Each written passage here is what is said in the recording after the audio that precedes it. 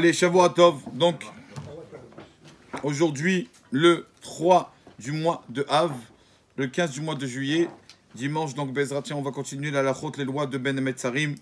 On se rapproche de Tisha B'Av, du 9 Av. On doit un peu parler d'halachot. Première chose déjà que une phrase de Shulchan Aruch, Mishenichnas Av, quand rentre le mois de Av, Memaratim Besimcha, on diminue la joie. D'accord, on n'est pas dit d'être triste, de diminuer la joie. C'est pour ça que depuis Rosh Chodesh Av, donc depuis, enfin vendredi c'était Rosh Chodesh, c'est une mitzvah de manger la viande Rosh Chodesh, mais après, donc on arrête cette semaine, on ne mange pas de viande, on l'a déjà dit. Et il y a plusieurs choses qu'il faudrait s'abstenir cette semaine.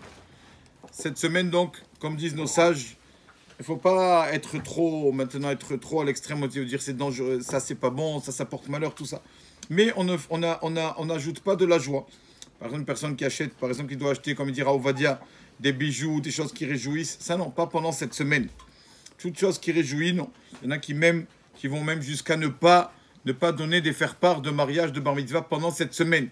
Parce que c'est une semaine, voilà, au moins on va consacrer au Beth Amikdash, malheureusement, qu'une semaine au moins pour montrer à Hachem le Beth Amikdash.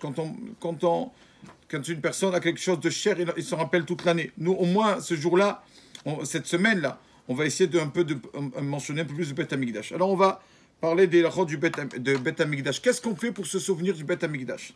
Une des halachot, donc on avait dit la semaine dernière qu'on avait dit que la table ne doit jamais être pleine.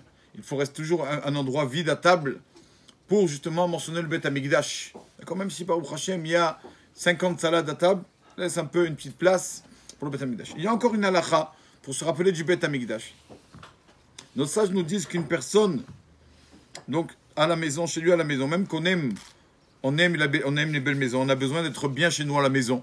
Comme disent nos sages, il y a trois choses qui font du bien. Chut. Il y a trois choses qui font du bien à l'homme, qui lui font du bien, qui l'apaisent. Des beaux ustensiles, une belle femme et une belle maison. Ça fait du bien à la personne quand il arrive à la maison, tout est bien, tout est propre. Mais même que, la halakha nous dit, c'est impossible que notre maison soit bien et que la maison d'Hachem Beth Amikdash soit détruite. Comment on peut faire? Alors pour se rappeler de ça, alors c'est comme une personne, Chas Shalom, qui voit que son père qui est triste et qui se met à danser. C'est impossible, si mon père est triste, moi aussi je suis triste. Donc pareil pour le Beth Amikdash. Pour montrer à Hachem que sa maison est détruite, le temple est détruit, et qu'on voudrait qu'il se reconstruise dans le troisième, alors dans notre maison aussi, qu'est-ce qu'on doit faire? Le Shulchan Aruch nous dit, on doit laisser normalement un petit endroit, une petite place de 50 cm, d'accord, pas beaucoup. Il y en a qui laissent sans peinture, sans rien. Il laisse cet endroit comme ça devant la porte, comme ça quand quelqu'un rentre, il voit, oh là là, il manque là. Il laisse cet endroit sans peinture. Alors ça nous rappellera le Beth Amikdash. Il y a des femmes qui pour elles, c'est compliqué, elles n'arrivent pas à faire cette halakha. Elles aiment voir la maison toute belle, toute peinte, tout ça. Donc maintenant, on a sorti des cadres ou bien des versets. Si je t'oublie Jérusalem, que ma droite m'oublie. D'accord, on met ça à la place, d'accord, pour montrer comme on met pas l'endroit sans peinture, alors au moins on met ce verset. Bon, ça c'est une porte de sortie, ça, à vrai dire. Mais vraiment, comme vous rentrez surtout, malheureusement en France, il n'y a pas trop cela. Entrez en Israël, chez les amis, tout ça, vous voyez, entrez dans la maison, il y a un endroit dans le mur qu'il n'y a pas de peinture. On voit que c'est vraiment, l'endroit n'est pas terminé pour se rappeler du Beth Amikdash.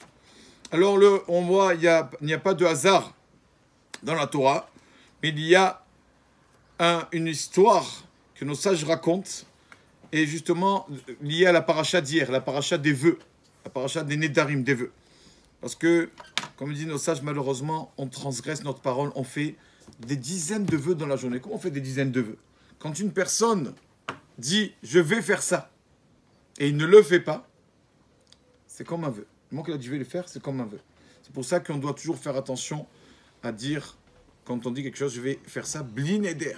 Bliner, je ne prends pas sur moi le vœu. Que j'ai pas, Chas Shalom, j'ai pas une faute sur moi de ne pas avoir accompli ma parole, respecter ma parole. Toujours, il faut habituer ce mot blin eder. Je ne prends pas le vœu. Et quand même, quand on a dit qu'on doit le faire, on doit le faire. Mais au moins, si on n'a pas fait, on n'a pas transgressé un vœu. Mais quand même, on n'a pas respecté notre parole. Alors, le lien à la paracha de la semaine, de la paracha d'hier, Donc la semaine, ce qu'on appelle la semaine maigre, Ben Hametzarim, c'est la Gemara dans Nedarim. La Gemara, page 65. La Gemara raconte avec le roi qui a détruit le Beth Amikdash, le temple, le premier temple, Nabucodonosor, Nebuchadnezzar. Ce roi-là, comment l'histoire a commencé la destruction du temple? Nos sages nous racontent que ce roi était en train de manger du lièvre cru. Hein? Vivant, merci, vivant. Un lièvre vivant. Et quand il était en train de manger, rentre le prophète Tzidkiyahu. Rentre le prophète et le roi qui a honte. Il dit, écoute, s'il te plaît, je sais que tu m'as vu manger le lièvre vivant, s'il te plaît, jure-moi que tu ne dévoileras ça à personne. N'en parle à personne. Il a dit, d'accord, je te prends sur moi, t'inquiète pas, je ne dévoilerai à personne. Finalement, Tzidkiyahu était dans la peine et il voulait enlever son vœu, le vœu de pas dévoiler cette chose-là. Il a parlé avec les autres sages. Et un jour, on dit au roi Nabucodonosor, on a entendu, tu fais le roi, tu fais le beau, on fait tous à l'extérieur le beau, mais chez toi, dans le palais, à la maison, tu as mangé du lièvre vivant. Un roi qui mange du lièvre vivant. Quand il a entendu ça, il a dit, qui c'est qui a parlé? C'est Tzidkiyahu. En fait, Tzidkiyahu, il n'y a que lui qui a parlé. Et donc, il a rassemblé les sages d'Israël. Il leur a dit, vous pouvez m'expliquer un peu la Torah? Ils ont dit, d'accord, on t'explique. Ils sont arrivés à la paracha justement de Matot, la paracha d'hier où on parle des vœux. Il leur a dit, donc, une personne, on peut lui enlever un vœu? Ils ont dit, oui. Devant des rabbanim peuvent lui enlever un vœu. Et la personne doit être présente pour lui enlever le vœu? Oui. 3 rabbanim devant cette personne présente. Il a dit, bon, alors il y a quelqu'un qui a fait un vœu devant moi. Il ne respecte pas sa parole. On dit, c'est qui? C'est Tzidkiyahu. Alors, c'est le prophète Tzidkiyahu, votre prophète. C'est vous qui lui avez enlevé le vœu? Il dit, non, c'est pas nous. Alors pourquoi, pardon, ils lui ont dit, alors pourquoi, non, pas, il leur a dit comme ça, pourquoi c'est vous, pourquoi alors vous avez enlevé le vœu à Tzidkiyahu? Alors c'est marqué que, il y a chez vous la arrête, ils sont tombés de leur chaise, ils sont tombés par terre, les sages, quand il leur a dit ça, ils ont pris en flagrant délit, chez Shamtou Karim Itartem, ils sont tombés, et donc c'est là que le roi Nebuchadnezzar a pris le prophète Tzidkiyahu, lui a crevé les yeux, l'a tué à lui et à ses enfants. Tout ça pourquoi? Donc tout ça pourquoi? Comment l'histoire a commencé? Parce que Tzidkiyahu n'a pas respecté sa parole. C'est pour ça que souvent la paracha de Matot, ça tombe pendant la semaine de Ben Hametzarim, cette semaine-là. Parce qu'on doit essayer, Bezrat, de faire attention, de respecter notre parole. Quand on dit quelque chose, une personne dit, je vais essayer. Donc, je vais essayer de faire ça. Comme ça, s'il n'a pas fait, il n'a pas transgressé sa parole. Et même s'il ne dit pas, je vais essayer, mais au moins de faire attention déjà de dire, blinéder, je ne prends pas sur moi le vœu.